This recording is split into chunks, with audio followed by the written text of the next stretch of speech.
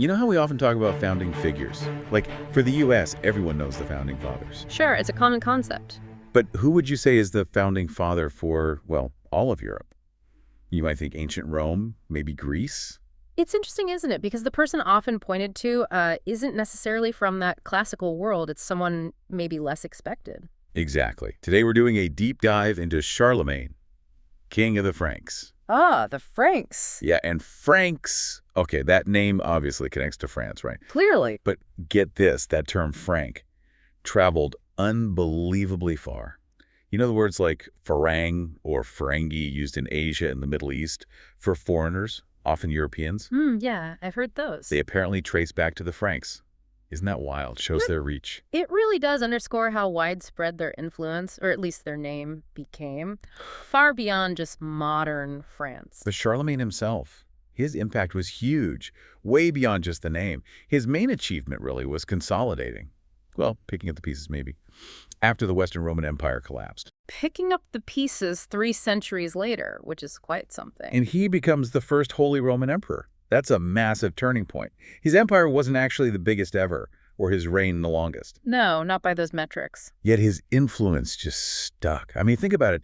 Even someone like Hitler looked back at Charlemagne, saw him as the founder of the First Reich. A really potent, though deeply disturbing symbol across centuries. Hitler even built near Charlemagne's old palace at Aachen, named military units after him. It makes you think, what did he see in Charlemagne? And Charlemagne wasn't just sitting around. He was constantly on the move, fighting wars. Oh, absolutely. Conquest was central. Conquering the Saxons, the Lombards down in Italy, pushing against the Muslims in Spain, dealing with tribes in Eastern Europe. A relentless expansionist and a fervent promoter of Christianity. And he got his imperial crown directly from the Pope in Rome. Poets, artists of his time, they sang his praises. He was certainly celebrated. So the big questions for us today are, how does this figure, sometimes called a barbarian warrior, get elevated to the level of, say, a Caesar or an Augustus? That's the core puzzle, isn't it? And how does this guy, who isn't really German or French in our modern sense, become seen as a father figure for both nations and maybe for Europe itself? To understand that, we really need to step back and look at the world he inherited. His era, it's this crucial bridge between the ancient world, or late antiquity, and the proper Middle Ages. Right, because the old Roman Empire, the strong, unified military one based in Rome, Yeah. that was long gone in the West. It had been fading for a long time. The main capital had already shifted east to Constantinople. And after 476 AD, there just wasn't an emperor everyone agreed on in the West anymore. Rome itself, Yeah. kind of a backwater for 300 years. Pretty much, yeah. It's a second-class city. Western Europe was, let's just say, chaotic. Constant war, conflict, disorder. A real power vacuum. And into that vacuum stepped local figures. Bishops often took on administrative roles, education, local leadership. So the church gained influence locally. Definitely. And their link to the Pope in Rome provided a kind of remote authority. But the Pope had his own issues. A complicated relationship with the Byzantine emperor in the East. The Eastern Roman Empire still going strong in Constantinople. Right, Byzantium. But they weren't always able or willing to help the Pope much, especially in Italy. They had their own problems, their own borders to defend. So the Pope was looking for allies closer to home, in the West. Exactly. Byzantium was focused on its own survival, defending against invasions. They couldn't really project power effectively back into Italy to support the Pope against threats like the Lombards. Remember, the fall of Rome is really about the West. Byzantium lasts another 1,000 years. Good point. So the Pope's looking around. And who's rising? Well, this is where the Germanic tribes become key. They'd been moving south for centuries from northern and central Europe. Not always fighting, right? Yeah. Sometimes invited, sometimes migrating. All of the above. War, hired as mercenaries, invited settlers, gradual migration. And as Rome weakened, these groups, Lombards, Goths, Franks, Alemanni, the tribes that would become the Germans, they grew stronger. Very different cultures compared to the Romans. And the Romans even hired some of these quote-unquote barbarian tribes to guard their own borders. Yeah, a classic late imperial strategy, often backfired, but it shows the shifting power dynamic. So among these groups, the Franks, they become particularly important. They really do. Based north of the Alps, they steadily expand their territory. Eventually, it stretches from the Pyrenees Mountains bordering Spain all the way over to the Danube River. And their leaders started converting to Christianity. Yes, the Frankish elite gradually adopted Christianity.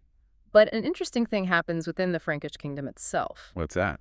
The kings, the actual Merovingian kings, they start losing real power. It shifts to this official called the mayor of the palace. Yeah, like a powerful prime minister or chief advisor who ends up running the show. Exactly. Think of someone like an Emir Kabir or Emir Nizam in Persian history, perhaps. These mayors gained land, influence, controlled the armies, leading to this period called the Do-Nothing Kings. Kings in name only. Pretty much. And crucially, that mayor of the palace position became hereditary, passed down in families. So you get these powerful families accumulating land and authority generation after generation. Sounds a bit like early feudalism taking shape. It definitely has those elements, powerful landowners becoming the real power brokers. And the Pope, seeing Byzantium wasn't helping against the Lombards in Italy, starts looking at these powerful Frankish mayors. Precisely. The Pope needed a strong protector in the West, and he starts signaling to the Franks, sending symbolic gifts. I read about that, like the key of heaven, supposedly St. Peter's key, and a ring from his chain. Incredible symbols. It was basically the Pope saying, I see your power, let's make a deal. This leads us to Charlemagne's father, Pepin the Short. Yes, Pepin. He was mayor of the palace, held the real power, but he lacked something crucial. Legitimacy, the right to be king. Exactly. In political terms, legitimacy is that acceptance by the people, the belief that your rule is justified. The mayors had power, but the Merovingian family still held the title of king. So Pepin makes a move. A very smart one. Very smart. He sends envoys to the Pope with a carefully worded question. Basically asking who should be king, the guy with the title who does nothing or the guy with the power who actually runs things. It was a direct challenge to the existing order, but framed as a question of rightfulness. And the Pope, well, he saw his chance. He needed Pepin's military support against the Lombards. Desperately. So Pope Zachary gave the answer Pepin wanted. He said it was not right for the one with no real power to hold the title of king. He essentially endorsed Pepin. Wow. And then the Pope, or his successor, Stephen II, actually travels north. Over the Alps. Unprecedented. Right. Pope Stephen II travels to Francia and personally anoints Pepin with holy oil, consecrating him as king of the Franks. That's the ultimate seal of approval. Legitimacy granted by the highest religious authority in the West. A monumental shift. The old dynasty was sidelined, and Pepin's family, the Carolingians, became the new royal line. Okay, so Pepin rules, solidifies things, and then 17 years later, he dies. Enter his son, Charles. Charles, who history remembers as Charles the Great, or Charlemagne, Carolus Magnus. He inherits this newly legitimized kingdom, a strong foundation. But he had bigger ideas, didn't he? Much bigger. He inherited a substantial realm, but his vision went far beyond its borders. He possessed this incredible will, this long-term ambition that many rulers lack. And he had the means. A strong army built up by his father. He wanted to push the borders out, spread Christianity, almost like a new Augustus, but in a Christian context. That's a good comparison. He saw expansion and Christianization as intertwined missions, and his reign was marked by almost non-stop warfare to achieve this. Let's talk about those wars. The Saxons, that was a big one, right? Over the Rhineland. A huge one. Long, brutal, spanning decades. The Rhineland, I mean, it's been a contested region throughout so much of European history, hasn't it? It really has. And his methods against the Saxons were harsh. Extremely harsh. Forced conversions, destroying their sacred sites like the Irminsul Pillar, massacres. There's the infamous massacre of Verdun, where some 4,500 surrendered Saxons were reportedly executed. It's stark, a reminder that spreading religion wasn't always peaceful missionary work. Not in this era, certainly not for Charlemagne and Saxony.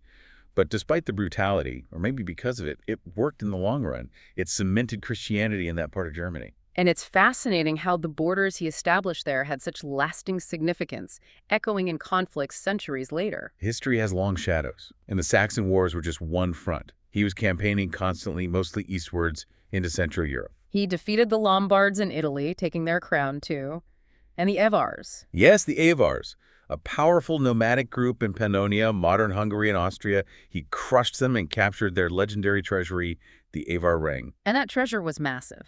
Apparently enormous, filled with gold and valuables looted over generations.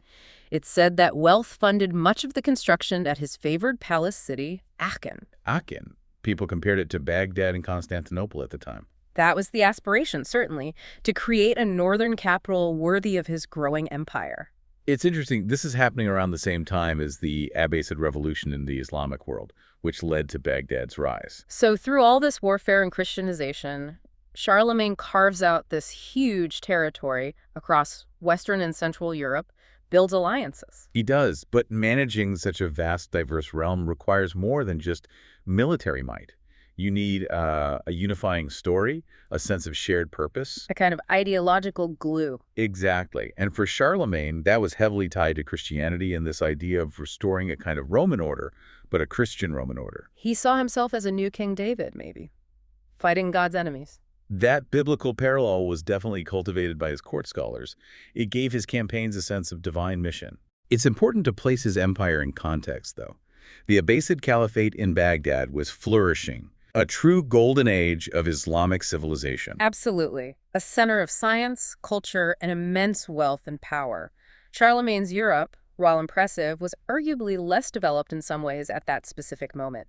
So if his empire wasn't the biggest, didn't include places like most of Spain or Britain, why him? Why is Charlemagne singled out as the father of Europe? I think the answer lies less in the sheer size of his conquests and more in the lasting structures he put in place, or at least reinforced, particularly in governance, administration, and crucially, education and religion. Okay, administration.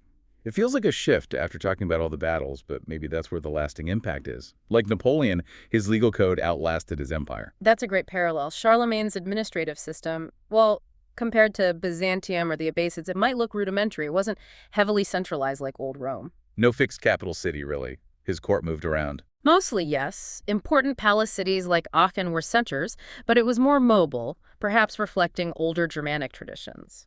Taxation was decentralized. The army relied on local levies. Sounds like it depended a lot on loot from wars Yeah. and the king's personal charisma to hold together. To a large extent, yes.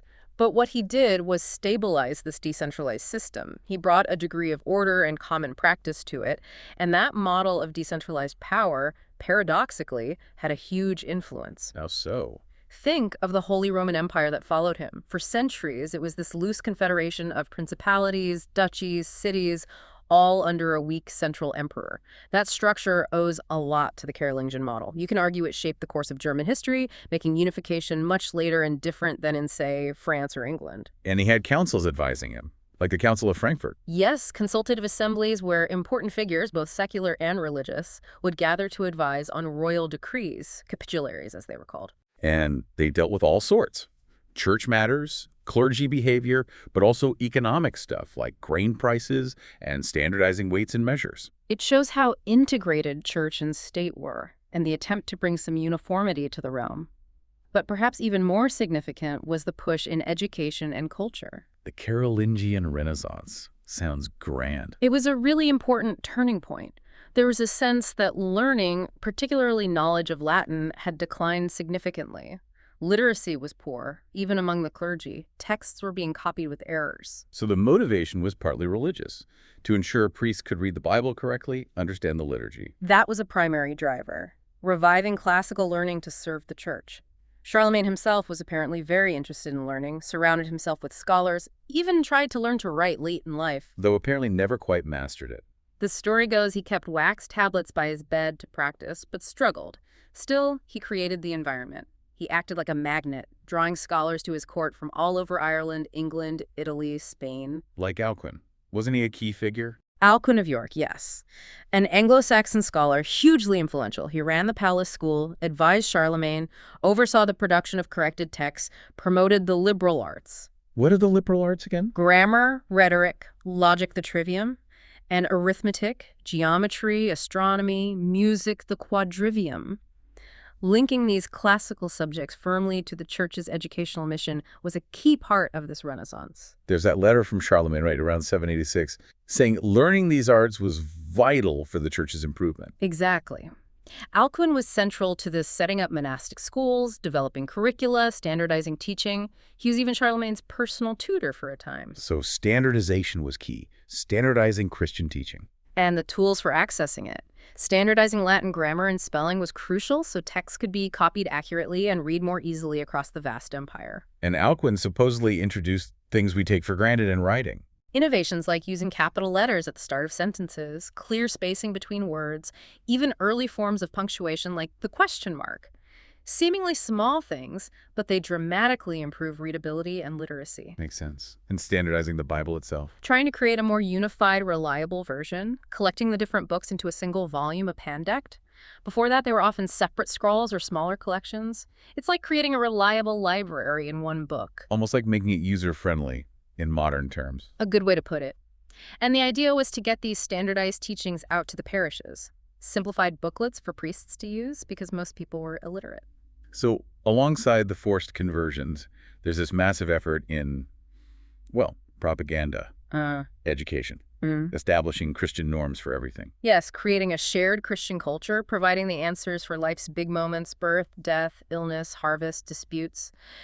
This cultural and educational unification, the Carolingian Renaissance, had an incredibly profound and long-lasting impact on European identity. Okay, which brings us to a truly iconic moment.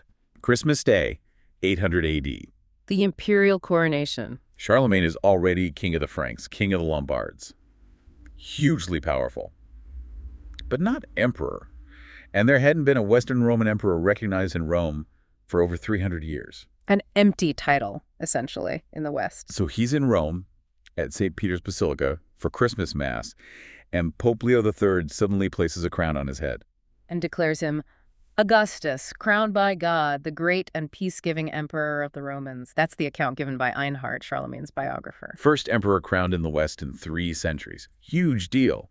But was it really a surprise? Einhard makes it sound like Charlemagne wasn't expecting it, maybe didn't even want it. That's the traditional story, but most historians today are skeptical. It seems much more likely it was prearranged. Both Leo and Charlemagne had strong reasons to want this. What were they? Well, Pope Leo was in a weak position. He'd faced rebellion in Rome, accusations against him. He desperately needed a powerful protector. Crowning Charlemagne emperor bound the most powerful ruler in the West firmly to the papacy. And for Charlemagne, what did he gain? He already had the power. He gained immense prestige. The title Roman Emperor, even if the reality was different from Augustus's time, carried enormous historical weight and legitimacy. It elevated him above all other kings in the West. And it conveniently happened when the imperial throne in Constantinople was complicated. Exactly. The Byzantine Empress Irene was ruling. A woman on the throne was seen by some in the West, including Pope Leo, as illegitimate, technically making the imperial throne vacant. It created the perfect political opportunity. So this union of the Frankish military power and the Roman papacy, both claiming Roman traditions, happens at this opportune moment. It fundamentally reorients the political landscape. There was friction with Byzantium initially, of course. They weren't thrilled. But eventually, they grudgingly acknowledged Charlemagne's imperial title, though perhaps more as a co-emperor. So Charlemagne wasn't just conquering. He was thinking about borders, recognition, diplomacy, even with Byzantium and the Abbasids. Yes, he sought recognition from these other major powers. It shows his ambition wasn't just conquest, but establishing his empire as a legitimate successor state on the world stage. We mentioned the Abbasids earlier, based in Baghdad, a major powerhouse. A true global superpower of the era, along with Tang China. Remember the Battle of Talis River between the Abbasids and the Tangs? Vaguely. Central Asia. Yeah, around 751. Crucial battle, halted Tang expansion westward, cemented Islamic influence in Central Asia, and famously, Chinese prisoners of war supposedly introduced papermaking to the Islamic world after that battle. Wow. So that technology eventually makes its way to Europe. Through the Islamic world, yes. It took centuries, but Talis was a key moment. So you have these major centers, Byzantium, the Abbasid Caliphate, and now Charlemagne's Carolingian Empire in the West. And Charlemagne had relations with the caliph in Baghdad, Harun al-Rashid. Yes, surprisingly good relations, considering the religious differences. We mentioned gifts.